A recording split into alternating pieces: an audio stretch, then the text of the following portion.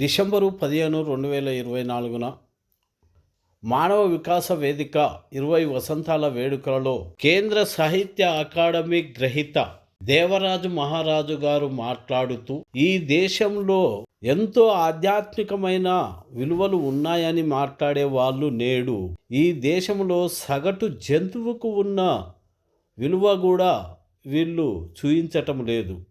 ఒక ఆవు దూడని కంటే ఆ దూడ తన తల్లి పాల కాడికి పోతుంది కానీ మలమూత్రాల కాడికి పోదు. కానీ ఈ ఆధ్యాత్మిక గురువులు అనేవారు కొంతమంది మూత్రం తాగితే మంచిది, ఆరోగ్యం అని ఇంకా ఏవేవో చెప్తున్నారు. గతంలో ప్రజలు ఏ గుడికి పోయినా ఏ జాతరకు పోయినా గోవిందో గోవిందో అని దేవుణ్ణి కొలిచేవారు. కానీ నేడు జై శ్రీరామ్ అంటున్నారు. జై శ్రీరామ్ అంటే అది ఒక రాజకీయ నినాదంగానే ఉన్నది కానీ నిజంగా ఆత్మతోటి దేవుణ్ణి కొలిచినట్టుగా లేదు అంటూ వివరించడం జరిగినది. Jaggi Vasudev, you may be knowing about him. He killed his wife. And ఇప్పుడు కుటుంబ రిలేషన్స్, ఫ్యామిలీ రిలేషన్స్ ఎట్లా బాగు చేసుకోవాలి అనే దాని మీద ఆయన మాట్లాడతాడు. భార్యను చంపాడు. ఇండియన్ ఎక్స్ప్రెస్ లో పైనుంచి కింది వరకు పెద్ద రిపోర్ట్ వచ్చింది. ఆ కటింగ్ నా దగ్గర ఉంది, కావాలన్న వాళ్ళకి ఇస్తాను. ఇంకా రవిశంకర్ అన్నారు, ఇది స్టూపిడ్ కామెంట్ ఏమిటంటే, water has remembrance power. No, that is Jaggi sir.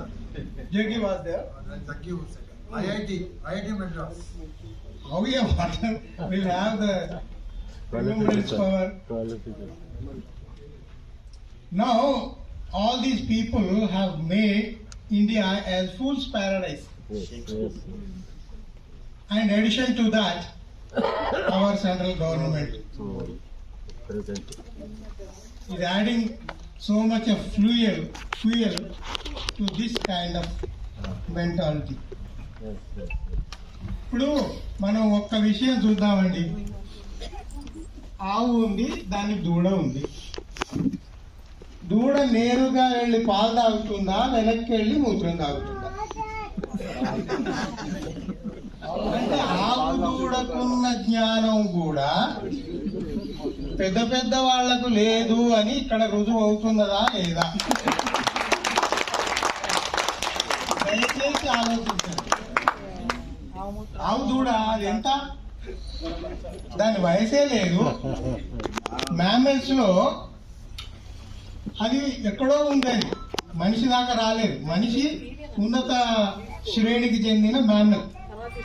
ఆవు ఇంకెక్కడో కింద ఉంది కదా. అట్లాంటి జంతువు, దాని దూడ చిన్నది, దానికి తెలుసు ఏది తాగాలి అని.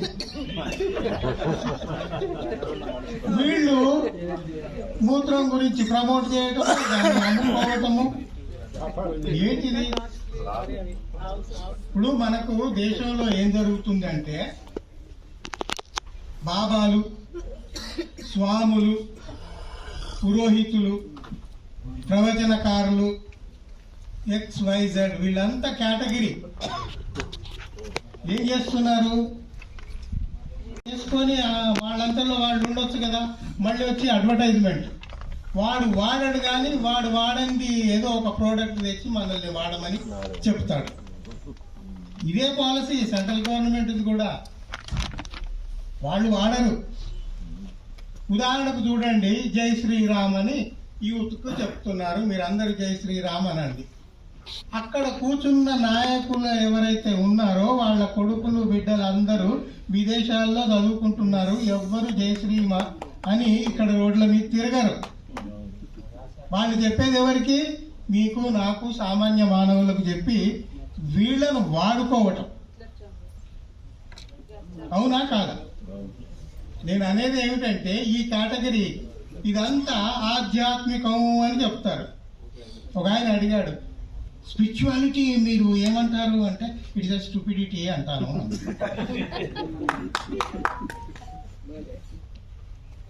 ఇంకా దానికి డిస్కషన్ ఎందుకు? మరి ఎవరయ్యా సామాజిక సేవ చేస్తున్న సామాజిక కార్యకర్తలు ఉన్నారు,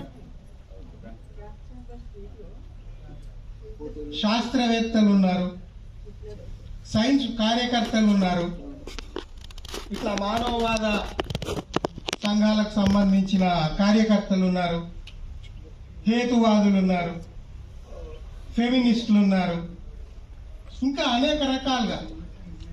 వీళ్ళందరినీ మనం వేరువేరుగా లేబుల్ చేసుకొని మాట్లాడుకుంటున్నాం ఫర్ అవర్ అండర్స్టాండింగ్. కానీ వీళ్ళందరూ మానవవాదులే.